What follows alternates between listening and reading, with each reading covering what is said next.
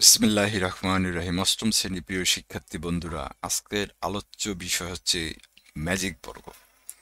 আপনি কিভাবে ম্যাজিক বর্গ নির্ণয় করবেন? যে কোনো কর্মের ম্যাজিক বর্গ, সেটা হতে পারে 3 কর্মের ম্যাজিক বর্গ, 4 কর্মের, 5 কর্মের, 6 কর্মের, 7 কর্মের, হোয়াট এভার, যে কোনোটা হতে পারে। আপনাকে বলতে পারে যে আমাকে আপনার ছোট ভাই বোন অথবা কিংবা আপনি নিজেও কোথাও গেছেন, বললো যে আমাকে এটার ম্যাজিক বর্গ নির্ণয় করুন, কইটা একটু দেখাও বা দেন। তখন আপনি কিভাবে বের করবেন? আজকে আমি দুইটা সলভ করব, পরেরগুলা ধারাবাহিকভাবে 5 ক্রম, 6 ক্রম, 7 ক্রম একটা দিব।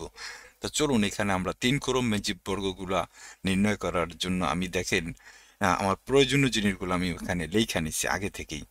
আমি লিখছি এই যে এখানে আমার প্রশ্ন হচ্ছে এটা, আমার মেইন প্রশ্ন হলো এটা যে 3 ক্রমের ম্যাজিক বর্গ নির্ণয় করি।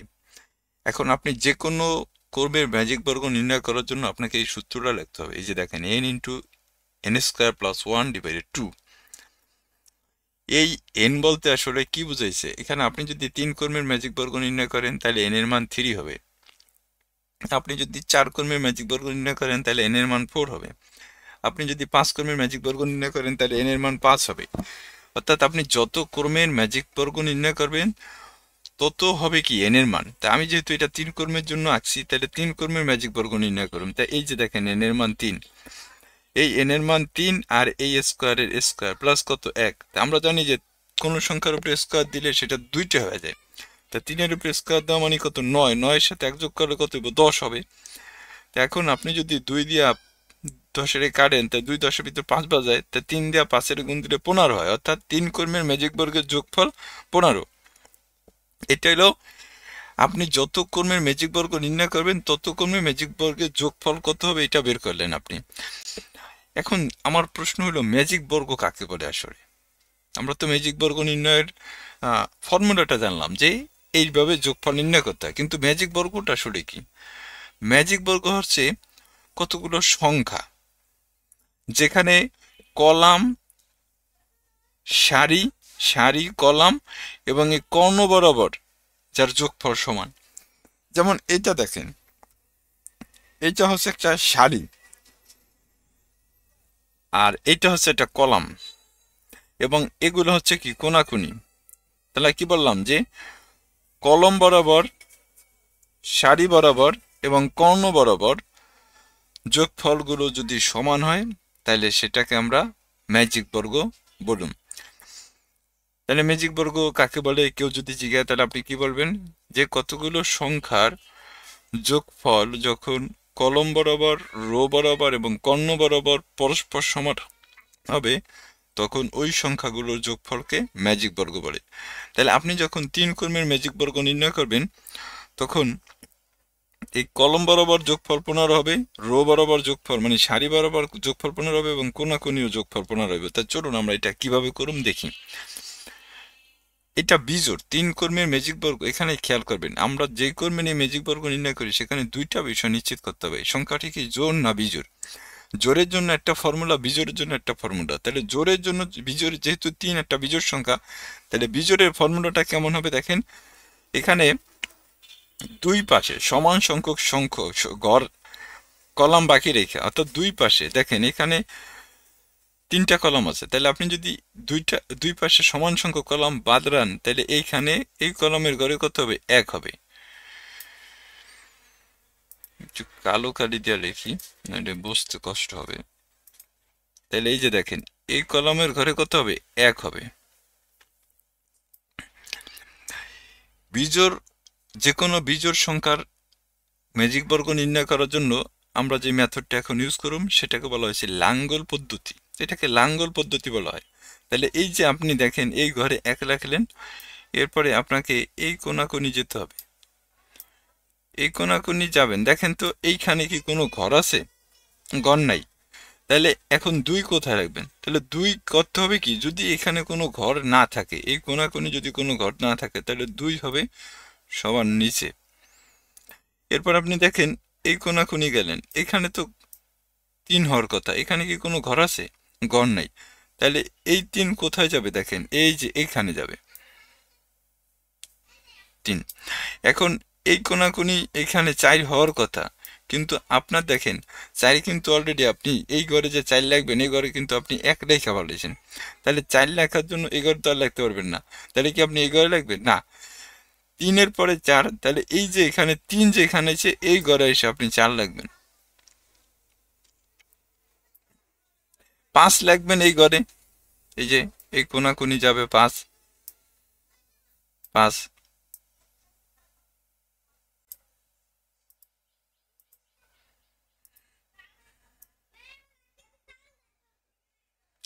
এরপরে এই কোনাকুনি যাবে দেখেন 6।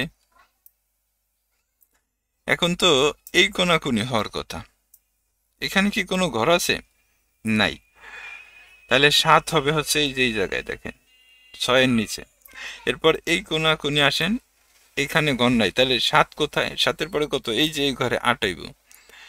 এরপরে এই কোনাকুনি যান, এখানে কোনো ঘর নাই, তাহলে 9 আসবে এই যে এখানে। তাহলে দেখেন আমরা কিন্তু 3 কর্মের ম্যাজিক বর্গ নির্ণয় করার জন্য আমাদের যে প্রয়োজনীয় যে সংখ্যাগুলা কোথায় কোনটা বসবে সেটা কিন্তু আমি অলরেডি বসায় ফেলাইছি। এখন আপনি যোগ করে দেখেন কলম বরাবর, রো বরাবর, দেখবেন যে সবগুলা যোগফল কত? 15 হবে।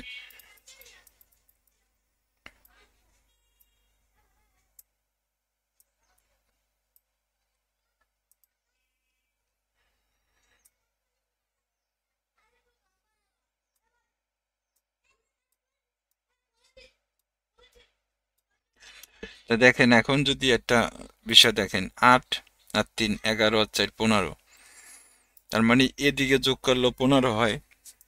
আবার দেখেন 8 আর 1 9, 9 আর 6 যোগ করলে 15, এদিকে যোগ করলেও কিন্তু আপনি 15 পাইতেছেন। দেখেন আপনি একটু খেয়াল করে দেখেন, এইগুলা যোগ করেন 15, আবার এগুলা যোগ করেন, তাইলেও দেখেন এই যে এদিক থেকে যোগ করেন, তাইলেও দেখেন যোগফল কত? 15 15।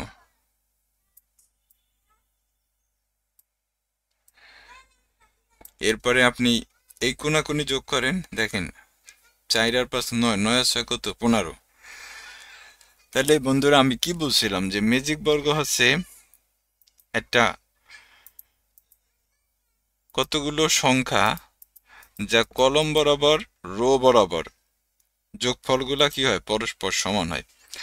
তাহলে এইভাবে আপনারা 3 কর্মের ম্যাজিক বর্গগুলা বইতে দিছে, একটু জটিল ভাবে দিছে যে এইভাবে লেখেন। আমি বইটা একটু পরে বুঝাইতেছি। আপনারা দেখেন যে বইয়ের বিষয়গুলা একটু আমার কাছে কেমন জানি একটু হিজিবিজি লাগলো। আপনি যদি এই নিয়মটা ফলো করেন তাহলে আপনার জন্য সবচেয়ে ভালো, এটা আমি মনে করি। তাহলে আপনারা এইভাবে 3 কর্মের ম্যাজিক বর্গ নির্ণয় করবেন। এরপর দেখেন আমি আমি আইসা বললাম 4 কর্মের ম্যাজিক বর্গ। আমি একটু আগে 3 কর্মের ম্যাজিক বর্গ নির্ণয় করেছি। 3 কর্মের ম্যাজিক বর্গ সংখ্যাটা কিন্তু ছিল বিজোড়। এখন আসছেন কি আপনি জোড় সংখ্যায়। তাহলে জোড় সংখ্যার সাজানোর নিয়ম আর বিজোড় সংখ্যা সাজানোর নিয়ম একটু ভিন্ন কিন্তু। 4 কর্মের ম্যাজিক বর্গটা আমি যদি একটু দেখাই আপনাকে, দেখেন তার আগে আমাদের দেখতে হবে যে 4 কর্মের ম্যাজিক বর্গে যোগফল কত আসে। দেখেন তাহলে 4 কর্মের ম্যাজিক বর্গ, ওই যে সূত্র বলছিলাম যে এটা আমি আর একটা কাজ, এটা তাহলে 4 কর্মের ম্যাজিক বর্গ, যে কোনো কর্মের ম্যাজিক বর্গ নির্ণয় সূত্র n into n square plus 1 divided 2। আপনি 4 কর্মে একটু আগে 3 কর্মে বের করছিলেন, তাই n এর জায়গায় 3 দিছিলেন। এখন কিন্তু আপনি 4 কর্মের ম্যাজিক বর্গ নির্ণয় করতেছেন, তাইলে n এর জায়গায় কত দিবেন? 4 দিবেন। তাহলে এই যে n এর জায়গায় দেখেন 4, আর এই যে n এর জায়গায় 4 এর উপরে স্কোয়ার, তা 4 এর উপরে স্কোয়ার দিলে কত হয়? 16 হয়। 16 এর সাথে 1 যোগ করলে কত হয়? 17 হয়। এখন 2 দিয়ে যদি আপনি 4 এর 2, 4 এর ভিতরে কত? 2 বার যায়, 2 দিয়ে 17 রে গুণ দিলে 34 হয়। তাহলে মানে 4 কর্মের ম্যাজিক বর্গ যোগফল কলাম এবং রো আর কর্ণ বরাবর 17 হবে। তা আপনি কি করবেন? এখানে দেখেন আমি 4টা কলাম সারি এই 4টা ঘর সারি বরাবর এবং 4টা কলম, 4টা ঘর রো কলম বরাবর লেখা হয়েছে, লিখছি। এখন এগুলা যদি আমি একটু সংখ্যাগুলো লিখি, দেখেন একটু সাজাই। আসেন আমরা সংখ্যাগুলো একটু সাজাই। 1 2 3 4 5 6 7 8 9 10, 11, 12, 13,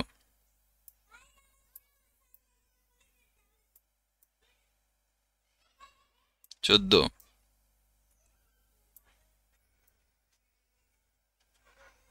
15, 16। তাহলে আমরা 4 কর্মের ম্যাজিক বর্গের জন্য 16টা ঘরে 16টা সংখ্যা বসেছি। এখন আমি যদি এই জায়গায় একটু জিনিস আমাদের খেয়াল রাখতে হবে যে 4 কর্মের ম্যাজিক বর্গ যখন আমরা করুম তখন এই যে 4টা কোণায় যে সংখ্যাগুলো বইছে, এখানে 1 বইছে, এখানে 16 বইছে।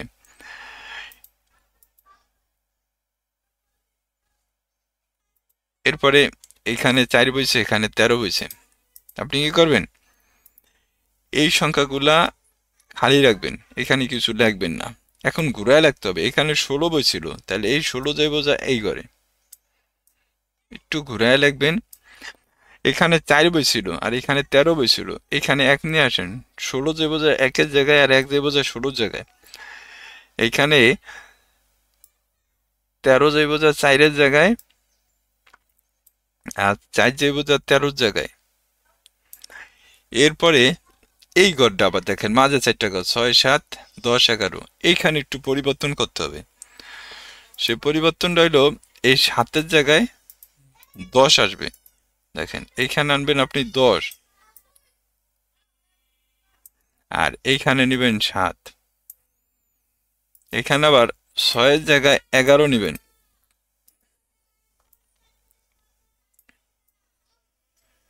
আর 11-র জায়গায় 6 নেবেন। এখন দেখেন আপনি যোগ কইরা দেখবেন এই যোগফলগুলা কলম বরাবর, রো বরাবর এবং কোণা বরাবর 34 হবে। যোগফল 34 হয়েছিল না, এই যে 34 হবে। একটু যোগ করি আমরা, দেখেন 16 আর 5 21, 21 আর 9 কত, 30, 30 আর 4 কত, 34। দেখেন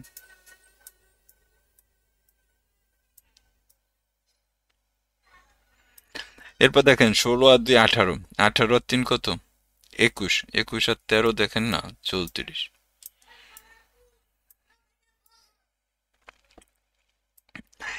এরপর 4 আর 7 11, 11 আর 10 21, 21 আর 13 দেখেন না, 34। তাহলে আমরা কি বলছিলাম যে আপনি যদি একটা সঠিক ফর্মুলায় ম্যাজিক বর্গ নির্ণয় করেন, তাই এইগুলো অনেক দিন পর্যন্ত আপনার মনে থাকবো।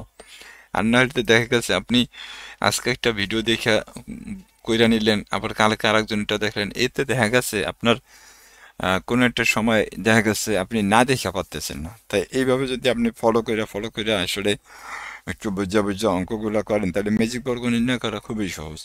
তো বন্ধুরা, আজকে আমি আর বেশি কথা বলবো না। আমি পরবর্তী টিউটোরিয়ালে 5 ক্রম এবং 6 ক্রম 7 ক্রম ম্যাজিক বর্গগুলো দেখা দিব। তো আশা করি আপনারা সামনের টিউটোরিয়ালগুলো আরও মজাদার হবে। তো সবাই ভালো থাকবেন এবং অবশ্যই আমার চ্যানেলটা সাবস্ক্রাইব করবেন।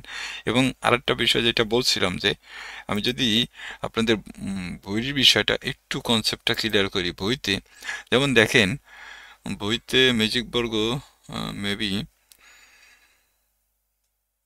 আচ্ছা এটা একটু দেখি।